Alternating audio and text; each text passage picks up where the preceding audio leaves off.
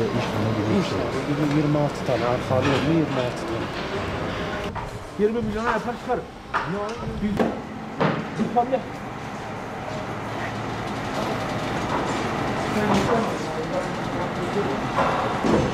Tabii çok özellikle dur orada bak. Ben onu izlediğimde var rahat. Önce bize söyledikleri şey. Dedik ki zemin tatları buraya tabii çok etkili.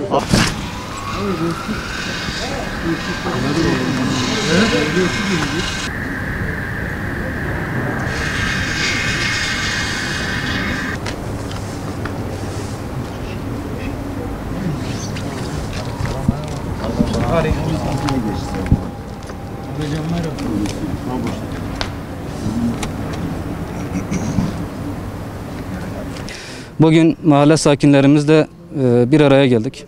Onların sorunlarına daha önceden vakıftık. Burada Abdullah Paşa Mahallesi'nin esnafıyla, sakinleriyle seslerine ses olmaya geldik. Öncelikle edindiğimiz bilgiler çerçevesinde burada ciddi şekilde hak mağduriyeti var.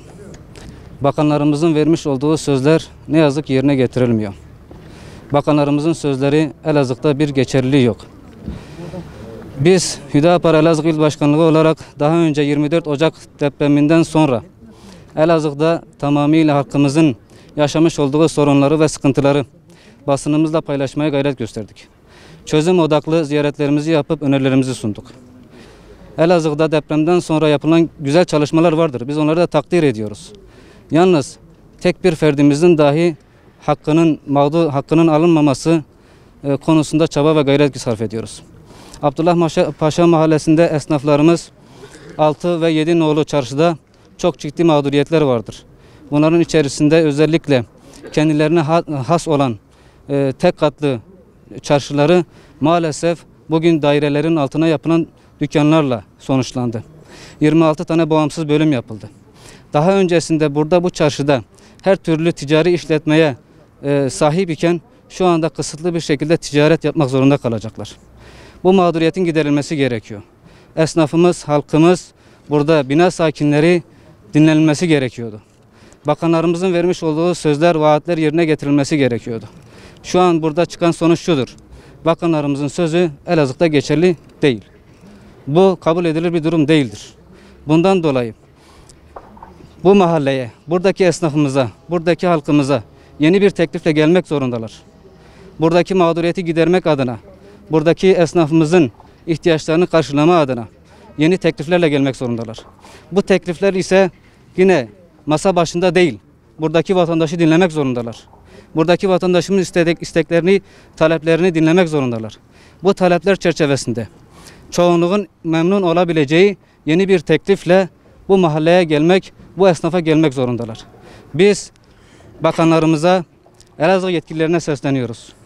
Lütfen bir depremle acı yaşadık. Daha fazla acımızı katmerleştirmeyin. Acımıza merhem olun. Yaramıza merhem olun. Esnafımızı, halkımızı mağdur etmeyin. Bizim tek istediğimiz budur. Teşekkür ediyorum. Değerli basın mensupları ve Hüdapar İl Başkanı Yasin Kavaklı aramızdadır. Öncelikle bizi bu haklı davamızda yalnız bırakmadığınız için teşekkür ederiz. 24 Ocak Cuma günü yaşanan deprem felaketinin ardından en büyük darbeyi alan mahallelerinden biri olan Abdullah Paşa Mahallesi'nde Altınolu ve Yedinolu çarşı olmak üzere 2 tane çarşının bulunduğu, birinde 85 tane, birinde de 67 tane esnafın bulunduğu 2 çarşımız bulunmaktaydı. Depremde az hasarlı bir şekilde iş yerlerimiz Çevre ve Şehirciliğin kentsel dönüşüm projesi alanı olduğundan dolayı buna istinaden yıkıldı. Yalnız yıkılmadan önce biz gelen yetkili 2 bakanımız Süleyman Soylu ve Bakan Kurum'a isteklerimizi bildirdik ve onlar bize bu konuda yardımcı olacaklarını, iş yerlerimizin aynı şekilde bağımsız, yine aynı yerde, aynı metrekarede çarşı yapılacağına dair söz verildi. Ama bunun yanında proje aşamasında sizleri de kulak ardı etmeyip sizlere danışılarak bir proje çizmesi. Hani isteğiniz neyse, dibinde bodrum olsun mu, kat yüksekliği metresine kadar olsun, bu şekilde şeyleri size danışıp ona göre projeyi sizin çerçeveniz ve bize uygun gelecek şekilde çizeceğiz diye belirtildi. Ama iş bu gelinen boyutta şu anda Altınoğlu Çarşı'da sadece 26 tane bağımsız dükkan, geri kalanların da bina altına yapıldığının ne yazık ki bilgisi içindeyiz ve bugüne kadar hiçbir yetkilinin hiçbir kişiden bir bilgi alamadık. Bunun için bayağı bir ulaşmaya çalışsak da hiç kimse bize bir bilgi vermedi. Bugün gelinen boyutta bunun yanında bize birkaç daha söz verilmişti. Bu sözlerden birisi esnafların evler teslim edilmeden 1-2 hafta öncesinden teslim edilip ona göre dükkanlarda yapılacakların yapılıp esnafların oraya taşınmasında destek olacaklarının sözünü almıştık. Biz bugün yetkililerden birkaç isteğimiz olacak. Bir, hakkımız olan arsalarımız, binaların altına dükkan şeklinde verilecek bize ama bu bir haksızlıktır. Neden?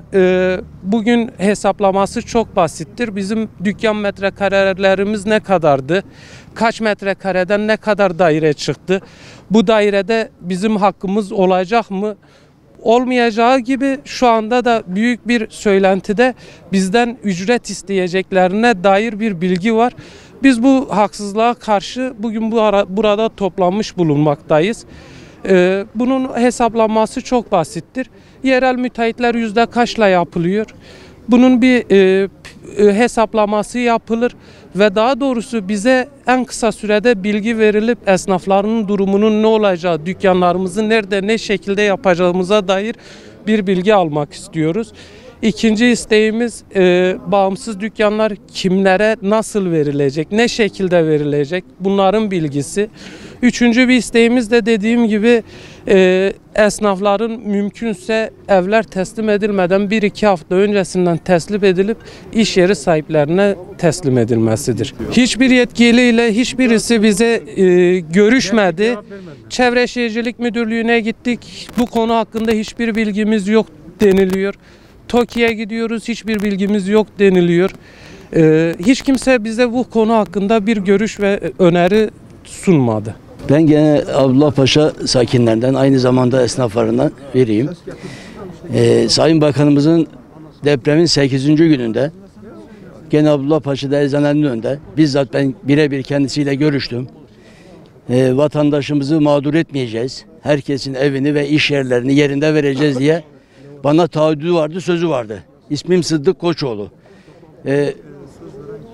Sayın Bakanımız, Çevre Bakanımız Murat Kurum Beyefendi, gene belediye başkanımız, sayın o milletvekillerimiz hepsi oradaydı. Tabii biraz şeyin dozu kaçtı biraz, ifade şeklimiz de biraz ağır oldu belki o zaman ama bu demek değildir ki yani hakkımızı kaybedeceğiz, sessiz kalacağız anlamında anlaşılmasın. Sayın Bakanım bize sözü var. Bize aynı yerde hak sahiplerini mağdur etmeden hak sahiplerine vereceğini söylemişti.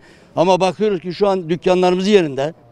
Bizi zaten devre dışı bıraktılar. Hiçbir bilgi yok. Bilgi kirliliği çok. Dükkanlarımız yerinde 5 katlı binayı dikler. Bizi ne yapacaklar? Bu dükkanlarımız nerede verilecek? Bizim kaldı ki müstakildi. Az önce arkadaşımız öğretmen efendi bahsettiği gibi 2 tane 3 tane dükkan bir araya gelir istediğimiz şekilde. Çünkü mülkiyeti bize aitti. İstediğimiz şekilde kullanabilirdik. Sonuçta belediyeden alınacak imarla ilgili bir girişimde bulunup yapabilirdik onları. Kaldı ki riskli alan dediler. Her taraf yıkılacak dediler. TOKİ Başkanı'nın burada yanlış anlamasın arkadaşlar, mahalle sakinlerimiz. Dedi ki kömürhan sitesi yıkıldı. Biz dedik yıkılmamış. Hayır efendim yıkıldı. Geldi yerine gördü Allah Allah dedi. Şimdi biz de diyoruz Allah Allah, bu ne olacak şimdi? Yani bizim bu dükkanlar nasıl olacak? Sayın Bakan'dan özellikle ricam, istirham ediyorum. Bize bir bilgi versin, toplasın ya, biz de şey deriz yani, mağduruz burada. Öğretmen arkadaşım dediği gibi bunlar kolay alınmadı. Yani bir günde otel masalarında anlaşılıp projelerin çizilip de bizi devre dışı bırakılması öyle kolay değil. Yani burada biz kendimizi intihar mı ettiler? Yakalım, yıkalım mı buraları? Ne yapalım yani? 126 tane dükkan, yazık günah ya. Oturup masada çizip projeleri hazırlayıp milleti mağdur etmenin hiçbir anlamı da yok. Bir daha diyorum arkadaşlar, bakanın bizzat, belki arkadaşlardan olan vardır. Bizzatı bana sözü var. Yerinde bize hiç kimseyi mağdur etmeden herkesin hakkını vereceğine dair sözü var. Sayın Cumhurbaşkanıma bizzat buradan istirham ediyorum. O bakanın sözünü yerine getirmesi için ne gerekiyorsa yapmasını istiyorum. Teşekkür ediyorum. Şimdi bu Altınoluk Çarşı'da değerlendirme yapılırken bence bir adil değerlendirme yapılmamış. Yani dükkanların cephesidir, işte muhitidir, göz önünde bulundurulmadan değerlendirme yapılmış. Mesela benim dükkanımın olduğu sıra tam cadde üzerindeydi. Orada şöyle böyle 20 tane dükkan var o sırada. O dükkanların değeriyle içerideki dükkanlar, yani çarşının içinde kalan dükkanların değeri aynı verilmiş. Aslında bizim dükkanların değeri içerideki dükkanların 2 misli değerinde olması lazımdı. Ona göre değerlendirme yapılmış. Biz bu mağduriyetin giderilmesini istiyoruz. Abdullah Paşa'da ilk dükkan sahiplerinden biriyim. Buradaki esnaf yıllarca buranın mağdur olduğu, sıkıntılı olduğu günlerin kahrını çekerek buraya hizmet etmesine karşılık şimdi yeni yapılan güzergahlardaki dükkanların, yani iyi yerlerin, diyelim cadde üstü veyahut da işte şura bura ihaleyle satılacağını, artık onlar paylaşıldıktan sonra dükkan verilecek gibi anlıyoruz. Yani buradaki esnafın karşılandığı, buradaki esnafın pozisyonu ayarlandıktan sonra TOKİ kime ihaleyle verir, kime ne satar ona karışma haddimiz değil. Ama yani bura TOKİ'nin arsası değildi. TOKİ kendi arsası gibi hareket etti. Yani bura halkın, bura benim, bura esnaf arkadaşlarım, burada ev sahibi olanların. TOKİ başka yerde arsa veyahut da dükkan yaptığı zaman hiç kimsenin diyeceği yok. Eve de dükkana da kimse diye bir şey diyemezdi. Şimdi iyi yerler TOKİ tarafından ihale edilecek, satılacak gibi bir algı var. Bunu yani çok büyük haksızlık diye değerlendiriyorum. Tabii ki bir felaket yaşadık. Bu felakette hepimiz mağdur olduk. Bize buraya İçişleri Bakanımız, tekrar Bakanımız, buraya geldiklerinde Çevre Bakanımız dükkanlarımızın yıkılacağını ve dükkanlarımızın yerine yapılacağını, 1 metre ileri 1 metre geri. Bizim 50 metrekare tapulu dükkanımız vardı. Şu anda dükkanlarımızın üzerine görüyorsunuz ki evler yapılıyor. Benim 50 metrekare toprağım vardı. Şu anda benim 50 metrekare toprağım 4 metrekare bana düşecek. Niçin? 5 kat üzerine kat geldiği zaman bana 5 metrekare orada toprak hakkım olacak. Yarın bir deprem daha yaşayabiliriz. Ama benim dün 50 metrekare olan toprağım bugün 4 metrekareye düşüyor. Ve kaldı ki dükkanlarımız yerinde yapılmıyor. Aldığımız duyumlara göre. Bir kısmı diyorlar çevredeki binaların dibinde. Burası büyük bir şehir değil. Nihayet küçük bir mahalle.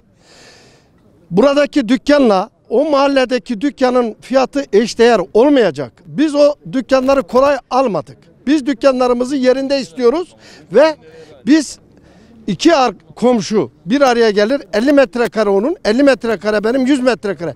Üzerine biz de evi yapabilirdik. Alırdık belediyeden ruhsat. Biz de onun üstüne 2 kat yapabilirdik. Ona gücümüz yeterdi. Devletten kredi alırdık.